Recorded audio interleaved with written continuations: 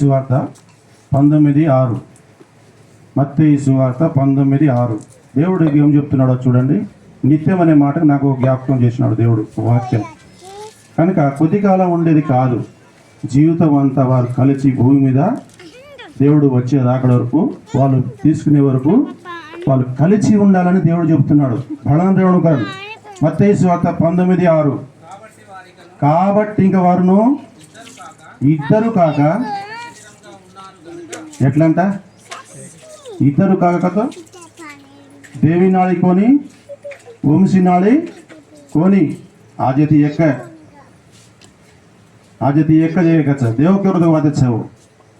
मन क्या भार्या भर्तर फूकन पंचनों को देव आंगन लख मिलो छे బైబిల్యా 33 సంవత్సరాల जमीन पर देव तारना माना काम करन कुटुंबाला खूब बांधने को भार्या भर्तले जदकू पसनों को आज कोई समस्या गुరించి केरुदको बातें वो मारी बातें कोनी तारी बातें कोनी वो ఏమన్నాడు దేవుడు. కాబట్టి ఇంకా వారు ఇద్దరు కాక ఏక శరీరం అంట. ఏ శరీరం అంట? తర్వాత ఇంకో మాట అమ్మ చదువు.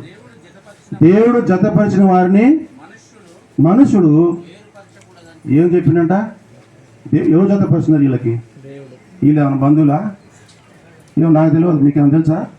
అబ్బాయి వాళ్ళు ఏమైనా బంధువులా మీకు? అమ్మాయి వాళ్ళు మీకు ఏమైనా బంధువులా? ఈ అబ్బాయి వాళ్ళు నాన్న ఎవరు? అమ్మ ఎవరు?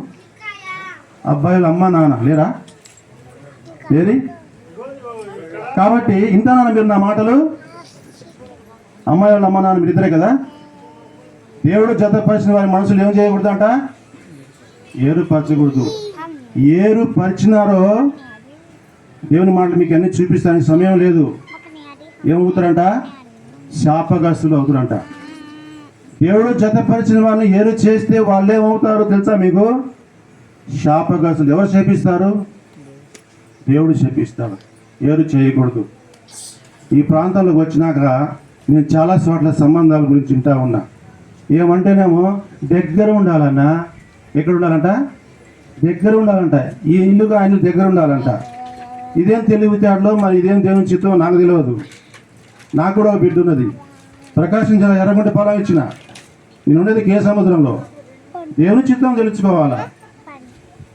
దేవుడు జతపరిచిన వాడి మనసులు ఏరు చేయకూడదు.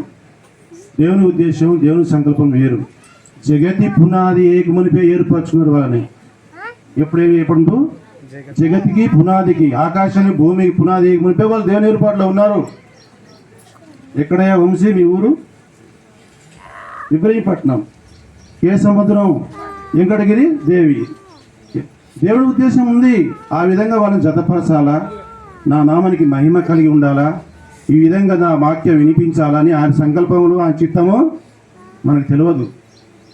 ఆయన సంకల్పం, ఆయన చిత్తము, ఆయన ఆలోచన అంట భూమికి ఆకాశం ఎంత ఎత్తుంది అంత ఎత్తున్నాయి అంట. మన తలంపులు వేరు, ఆయన తలంపులు వేరు. ఆయన తలంపుల ప్రకారం జతపరుచుతూ వచ్చినాడు. ఇది ఇద్దరు ఇప్పటి నుంచి ఎవరు చెప్పండి? ఏక శరీరమా? ఇద్దరు ఎదురా? ఏరేనా? నువ్వు వేరు నా ఏరైనా లేదు. లెక్క చెప్పాలంటే ఒకే ప్లేటు, ఒకే గ్లాసు. అర్థమవుతుందా? కాబట్టి ఆ విధంగా జీవించాలా.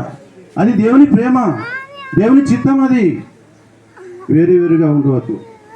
జీవితకాలం వారు నిత్యము నాకు ఉండున్నట్టు నేను ప్రధానము చేసుకుంటాను. కాబట్టి వారి జీవితకాలము ఏక మనసు కలిగి దేవుడు జీవించను గాక, వారిని ఆశీర్వదించను గాక. వారికి ప్రార్థన చేస్తాం.